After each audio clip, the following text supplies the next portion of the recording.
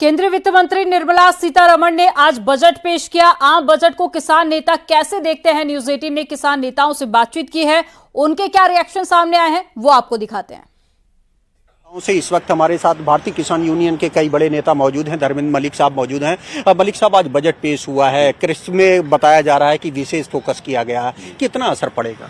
देखिए, ये तो एक नैरेटिव सेट किया जाता है कि भाई कृषि पे विशेष फोकस किया गया है। होता क्या है कि जो बजट होता है कृषि का, उसका आधे से ज्यादा हिस्सा तो कर्ज में चला जाता है।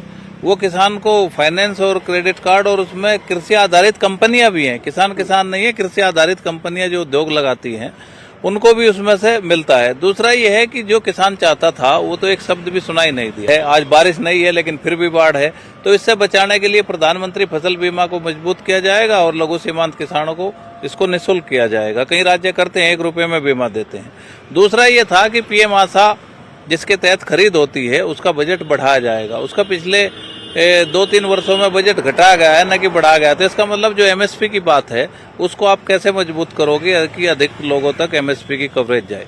देखिए, स्वास्थ्य के नाम पे, चूंकि हर व्यक्ति स्वस्थ रहना चाहता है, स्वास्थ्य के नाम पे ही बड़ी लूट की जा सकती है। तो इसलिए लोगों को नैरेटिव सेट करने के लिए कि आपको अगर स्वस्थ रहना है तो आपको प्राकृतिक भोजन करना होगा। मैं पूछना चाहता हूं इस देश की सरकार से कि अनप्राकृतिक खेती, ये पेस्टिसाइड वाली जो खेती शुरू की, ये खेती कहां से आई? इन कंपनियों को किसने लाइसेंस दे दिए?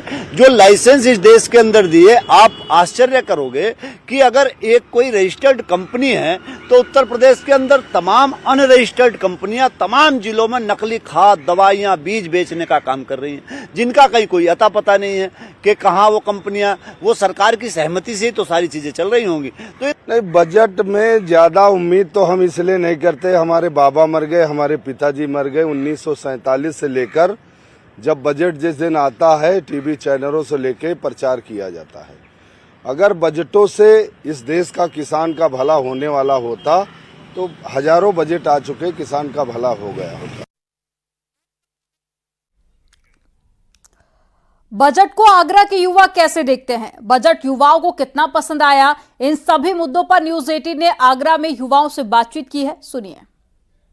लगातार सरकारें बनती हैं, बजट पेश करती हैं। उस चीज जो भी सरकार आती है अपना सोच के बजट अच्छा ही पेश करती है, चाहे महिलाओं की बात हो, चाहे युवाओं की बात हो, शिक्षा की बात हो। मेरा सरकार से और सरकार के आला अधिकारियों से एक ही निवेदन है कि आप 10 लाख करोड़, 2 लाख करोड़, 5,000 करोड़ जो बजट पेश करते हैं, मैं शिक्षा से जुड़ा हुआ व्यक्ति हूँ, आगरा यूनिवर्सिटी का छात्र हूँ, तो मेरा यही मानना है कि आप जितना बजट लागू कर रहे हैं उसका 50% भी अगर आप शिक्षा के ऊपर लागू कर दें, धरातल पर लेकर लागू कर दें, तो इस देश की शिक्षा की दिशा दशा बदल जाएगी। सरकार ने एक घोषणा की है कि हम 2 लाख करोड़ का रोजगार देंगे। तो मैं चाहता हूं, ठीक है, ये अच्छी पहल सरकार ने शुरू की है, लेकिन क्या इस पैसे को सरकार जमीन पर उतार सकती है? हमारी सरकार से भी यही उम्मीद है कि आपने जो घोषणाएं की हैं उन चीजों को धरातल पर विश्वविद्यालय में, कॉलेजों में इस चीज को लाया जाए और पूरा बजट जो आपने शिक्षा पर दिया है उस चीज को हर स्टूडेंट्स तक, आम स्टूडेंट्स तक, गरीब परिवार के बेटे तक वो बजट पहुंचना चाहिए, जिससे कि वो भी आगे चलकर कहीं ना कहीं देश का नाम रोशन करे। सरकार ने जो बजट पेश किया है युवाओं को ध्यान में रखते हुए, उससे ये मान सकते हैं कि जो शिक्षा पे भी बजट पेश कर रहे हैं उसका बजट थोड़ा अच्छा रहे, इससे अच्छे से शिक्षा हो पाए। और जो गरीब परिवार के बच्चे हैं और जो नहीं अपनी पढ़ाई को कर पाते हैं, अगर बजट अच्छा होगा तो वो अपनी पढ़ाई को सही कर पाएंगे, आगे पढ़ पाएंगे। उनको अगर कुछ बनना है तो उसमें तो अपना थोड़ा कर पाएंगे, अगर उन पर बजट ही नहीं है तो वो कैसे।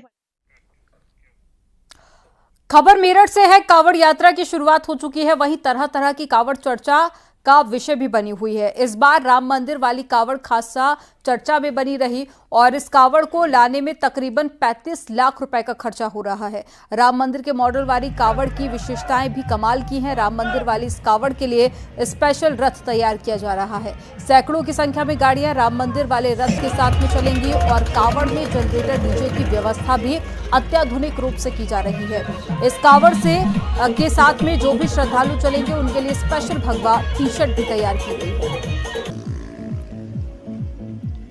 भारत देश के लोगों को, हिंदुओं को लगा कि भारत में भी हिंदू रहता है और 2017 में माननीय मुख्यमंत्री जी बने तो कावड़ में पहली बार पुष्पों की वर्षा हुई, जबकि अन्य सरकारें भी नहीं, उन्हें तो हज से ही फुर्सत नहीं थी, उनको तो मक्का मदीना से ही फुर्सत नहीं थी, कावड़ियों की कोई चिंता नहीं करता था। आज देखिए, आज जल भी है, आज सड़क भी है, आज बिजली भी है, आज पानी भी है, आज फूलों की वर्षा भी है, दवाई भी है, सुरक्षा भी है।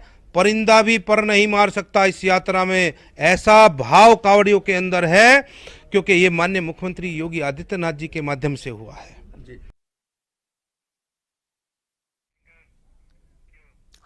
ग्रेटर नोएडा वेस्ट में फिर से लिफ्ट बंद हो गई है और लिफ्ट में महिला और बच्चे फंस गए।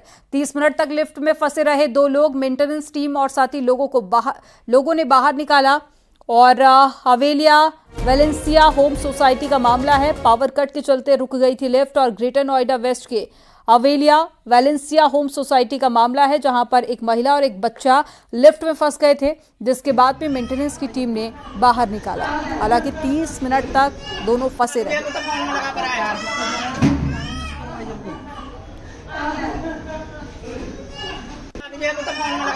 तस्वीरें आपको दिखा रहे हैं उस दौरान की जब दोनों को बाहर निकालने का प्रयास किया जा रहा था।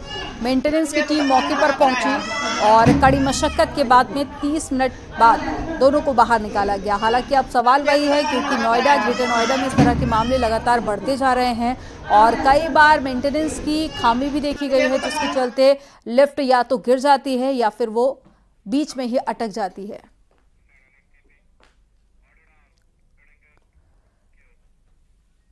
जौनपुर में एटीएस टीम ने अवैध टेलीफोन एक्सचेंज का खुलासा किया है। छापेमारी में अशरफ अली को गिरफ्तार कर लिया गया। आरोपी अशरफ इंटरनेशनल गेटवे को बाईपास कर कॉल करा रहा था।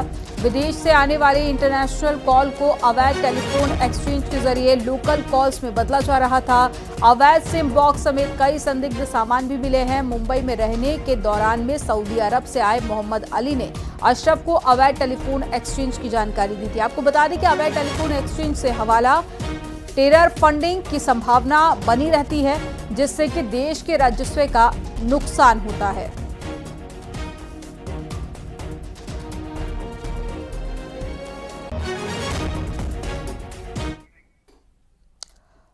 यहां वक्त हो गया एक छोटे से ब्रेक का। आप देखते रहिए न्यूज़ 18। आप देख रहे हैं न्यूज़ 18 उत्तर प्रदेश।